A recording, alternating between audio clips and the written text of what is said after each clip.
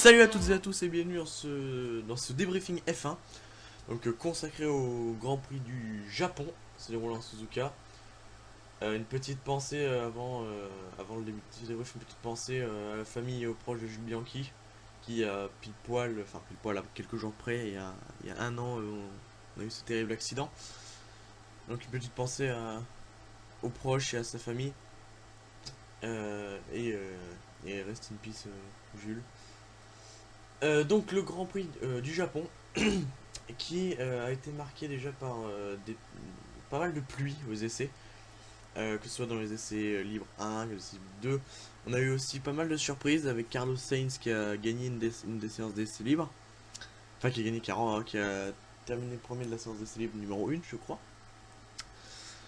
Et ensuite on a eu les qualifications qui ont été marquées déjà par la pole position, la deuxième pole position de l'année de Nico Rosberg. Donc après l'Espagne en début de saison. Donc une pole position de Nico Rosberg devant Lewis Hamilton et Valtteri Bottas, voilà. Mais surtout elle a été marquée par l'accident assez spectaculaire de Daniil Kvyat. Sous le pont, enfin il est passé sous le pont et après on a le droite rapide, il a pris l'herbe, ça a déséquilibré sa voiture, il a fait un appel contre appel et puis la voiture s'est complètement retournée. Et c'était assez flippant à voir, mais bon, il s'en est sorti indemne, il a rien eu, il est quasiment sorti tout de suite.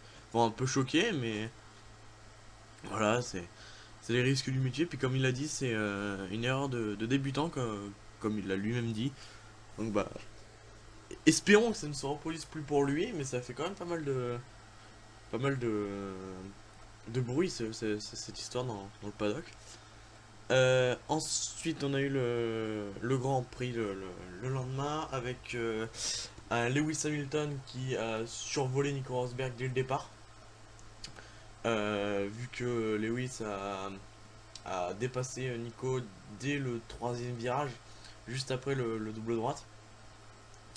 Nico Rosberg a limité les dégâts, mais voilà, il finit deuxième, Nico, juste derrière Lewis. Enfin, juste derrière alors, il finit à 18 secondes quand même. Mais il finit plus près de Sebastian Vettel qui finit troisième que de Lewis Hamilton. Donc il limite la casse en finissant deuxième. Il assure le doublé pour Mercedes. Mais voilà, on est à quelques grands prix on a 5-6 grands prix de la fin. Il serait peut-être temps d'aller se bouger le cul pour Nico parce que là c'est bien de limiter la casse, mais ça serait peut-être attaquer un de ces quatre. On sait que Lewis Hamilton est très rapide, mais là à ce niveau-là, faut quand même essayer de rentrer dedans. Donc Lewis Hamilton qui passe avec 48 points d'avance sur Nico, il me semble. Laissez-moi vérifier. Ouais, c'est ça. 48 points d'avance. Ensuite, on est quoi? On a eu donc Sebastian Vettel qui décroche le podium, qui est avec sa troisième place. Kimi Raikkonen qui termine quatrième, si je ne m'abuse, oui. Valtteri Bottas 5ème qui a fait une course vraiment pas mal, mais bon, en partant 3ème, on aurait pu imaginer qu'il fasse mieux. Mais 3ème, enfin 5ème, pardon, c'est quand même vraiment bien. Juste devant, donc 6ème, Nico Hülkenberg qui a quand même fait une remontée spectaculaire, vu qu'il s'était qualifié 11ème, mais partant 13. Partant même, non, 14. Attendez, je vais vérifier. Ouais, il devait partir 14, mais avec mon avis, il y a encore quelqu'un qui a pris une pénalité devant, donc voilà. Il finit 6ème, donc c'est vraiment une belle remontée. Et ensuite, nous avons les Lotus de Grosjean et Maldonado qui terminent respectivement 7 et 8ème, donc l'un derrière l'autre. Et les deux Toro Rosso de Max Verstappen et Carlos Sainz Jr. qui complètent le top 10. Donc on a quand même un top 10. Bon voilà, les trois premiers on le savait, 4 et 5 ça va. Hülkenberg qui a fait une belle remontée. Les deux Lotus dans les points, ça faisait longtemps. Pour Maldonado, ça faisait depuis l'Autriche, si je ne m'abuse, depuis l'Autriche qu'on l'a pas vu dans les points. Et les deux Toro Rosso qui rentrent dans les points. Et là, vous allez me dire un truc, c'est que il manque quand même pas mal du monde dans ce top 10. Et ouais, je vais vous dire, ouais, il manque pas mal du monde. Pas mal de monde, pardon. On a Fernando Alonso qui a fait une belle performance, qui a échoué à la porte des points, donc il termine 11ème. C'est vraiment dommage. Nasser, ça a été le seul pilote à abandonner, dans le seul abandon de cette course, problème mécanique. Et surtout les grands absents de ce top 10, c'est les deux Red Bull. Alors les deux Red Bull qui ont vécu un week-end cauchemardesque, donc comme je vous l'ai dit plus tôt, là, avec la sortie de Daniel Kvyat. Mais surtout, enfin voilà, Kvyat a terminé à la 13ème place parce qu'il s'est lancé des stands à cause de sa Q3 terminée abruptement, j'ai envie de dire. Et Daniel Ricciardo a terminé 15ème parce qu'il s'est accroché au départ avec Felipe Massa qui lui termine 17ème. Alors quand même, vous pouvez voir que dans le top 10, on a Valtteri Bottas et Nico Hülkenberg, donc deux pilotes, entre guillemets, ouais, on va dire deux pilotes numéro 1 et enfin, plutôt 2. Et leurs deux coéquipiers qui sont Sergio Perez, qu'on a vraiment. De toute façon, il y a pas mal de gens qu'on n'a pas vraiment vu pendant cette course. Mais par exemple, Sergio Perez, qu'on n'a pas vraiment vu, il a fait une petite course tranquillement. Il termine 12ème. Marcus Ericsson, pareil, on n'en a pas entendu, à part aux qualifications où il nous a fait un magnifique plat avec sa Sauber à l'entrée du virage de Spoon. Donc à Spoon, je sais pas, il a mal freiné, la voiture est complètement partie sur le côté, il s'est envoyé dans le gravier. Donc pareil, on n'en a pas entendu parler pendant la course. Donc Ricciardo 15ème, Jenson Button pareil, on n'en a pas entendu parler pendant la course, qui termine 16ème.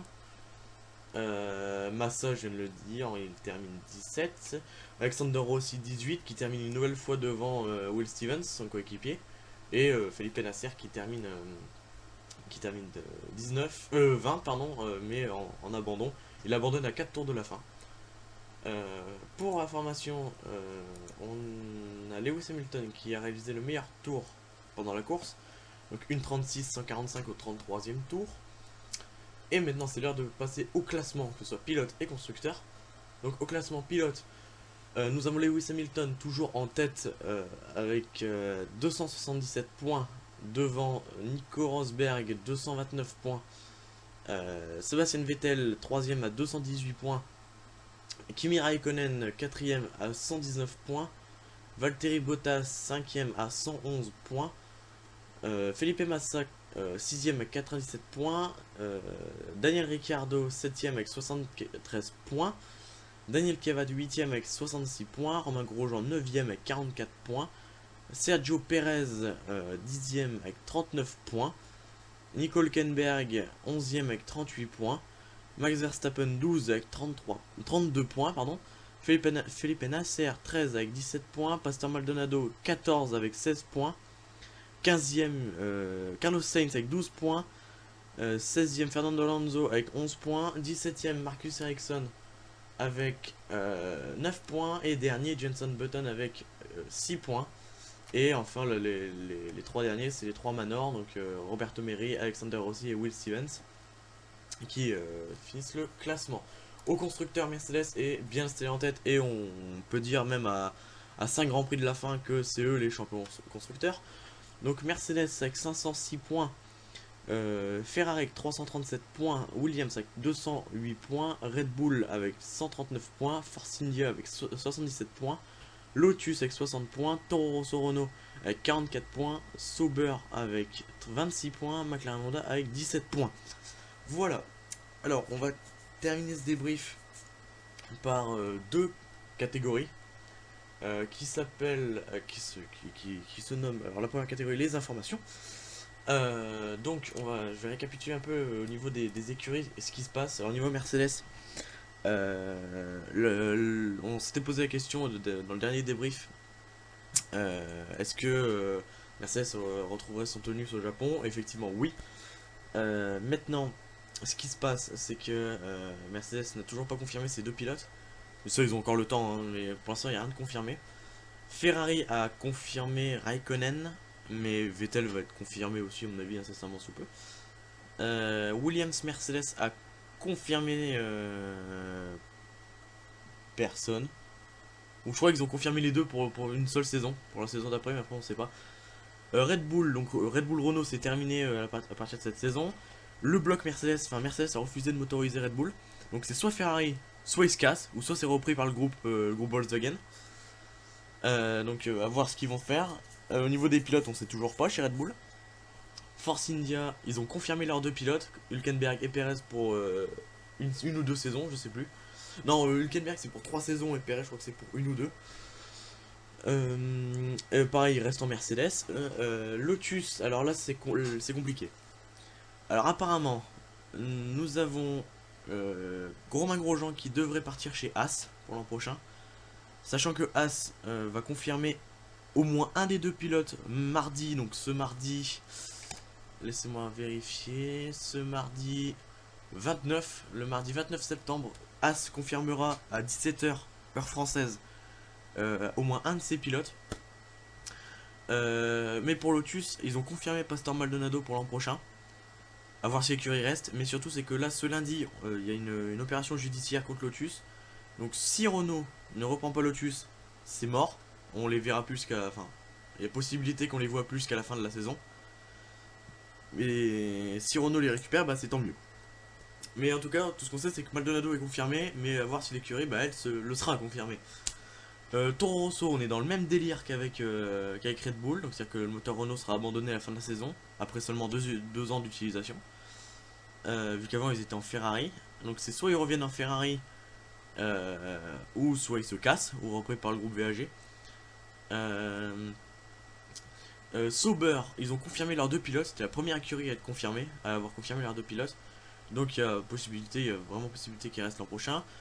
Et McLaren Honda, pour l'instant, Alonso, alors de ce qui se dit, McLaren sera toujours en Honda l'année prochaine, McLaren sera toujours en Formule 1 l'année prochaine. Le problème c'est que Button, on sait pas ce qu'il va faire l'année prochaine, soit sa dernière saison, soit il reste, mais il se concentre que sur ça, parce que pour l'instant je vous rappelle qu'on a un calendrier pour l'an prochain à 21 Grands Prix. Donc soit il reste et il fait que ça, soit il se casse et il a dit qu'il aimerait bien se tourner vers le WEC ou le WC comme vous prononcez, comme vous voulez. Soit le WEC ou le rallycross, mais un penchant plus, il préfère aller vers le WEC, mais il y a possibilité qu'il fasse du RX. Et pour Fernando Alonso, alors lui c'est quasiment sûr qu'il reste, mais même si à chaque fois il est très optimiste, là, oui voilà, il faut laisser le temps à la voiture de se développer. Je suis pareil, je suis comme lui, moi il faut laisser le temps de la voiture, mais le problème c'est que là c'est plus possible. Là c'est vraiment plus possible parce que là on voit qu'Alonso il en a plus que ras-le-bol. Donc je sais vraiment pas comment ça va aller. Pour l'an prochain je sais pas qui va se pointer, sachant qu'on a le belge Stoffel Van Dorn là, qui arrive juste derrière. Donc il y a moyen que ça fasse des étincelles dans le bon sens comme dans le mauvais. Donc voilà, pour les informations c'est terminé. On va passer aux informations personnelles. Donc pourquoi je suis tout seul pour ce débrief? C'est un cumul de choses. Alors moi je regarde les Grands Prix de Formule 1 sur la RTBF et Romain sur Canal+. Ce qui se passe, c'est que la RTBF rediffuse, par exemple quand le Grand Prix est vachement tôt, ils rediffusent. Donc pour les qualifications, au lieu de les voir à 6 h du mat, je les ai vus à midi, à peu près. À midi 10, ça a commencé. Donc je l'ai vu en rediffusion, donc là pas de problème. Bon, Romain lui n'a pas vu ni les qualifs ni le Grand Prix, vu que Canal+ ne rediffuse pas.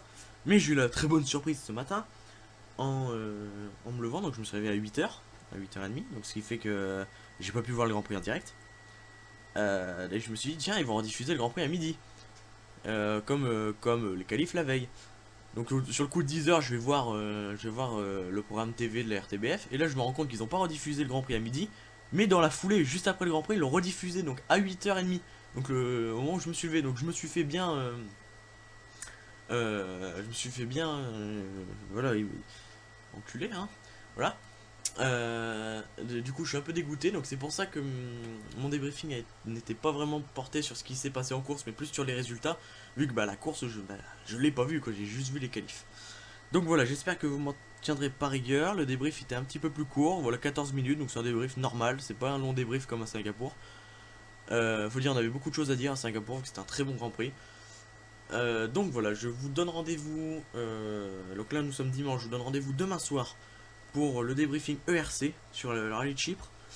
Au niveau Grand Prix de F1, je vous donne rendez-vous dans 2 semaines. Je crois que c'est 2 semaines pour le Grand Prix de Russie. Et niveau WRC, le Tour de Corse approche à grands pas. J'ai oublié la date. Donc voilà, j'espère que ce débriefing vous a plu et je vous souhaite une agréable journée, soirée, dîner, manger, souper, tout ce que vous voulez.